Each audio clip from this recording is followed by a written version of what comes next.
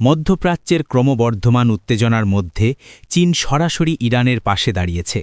দক্ষিণ ইরানের মিনাব শহরের একটি স্কুলে ভয়াবহ ক্ষেপণাস্ত্র হামলায় শিক্ষার্থীদের মৃত্যুতে চীনের সরকার $2 লাখ জরুরি মানবিক সহায়তা ঘোষণা করেছে।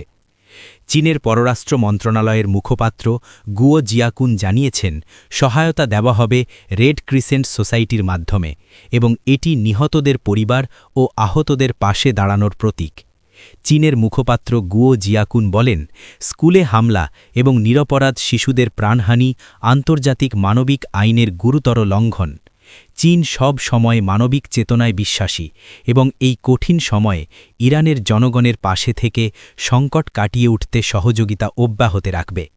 তিনি আরও বলেন, মধ্যপ্রাচ্যের উত্তেজনা কেবল আঞ্চলিক নয়, বৈশ্বিক নিরাপত্তার জন্য হুমকি সৃষ্টি করছে। সব দেশের সার্বভৌমত্ব এবং ভৌগোলিক অখণ্ডতা সম্মান করতে হবে এবং সব পক্ষকে অবিলম্বে সামরিক অভিযান বন্ধ করে সংলাপে ফিরতে হবে, যাতে সংঘাত ছড়িয়ে না পড়ে। এর আগে গত ২৮ ফেব্রুয়ারি দক্ষিণ ইরানের মিনাব শহরের সাজারা তাইয়েবা প্রাথমিক বিদ্যালয়ে মার্কিন টমাহক ক্ষেপণাস্ত্র হামলায় অন্তত ১৬৫ শিক্ষার্থী নিহত হন।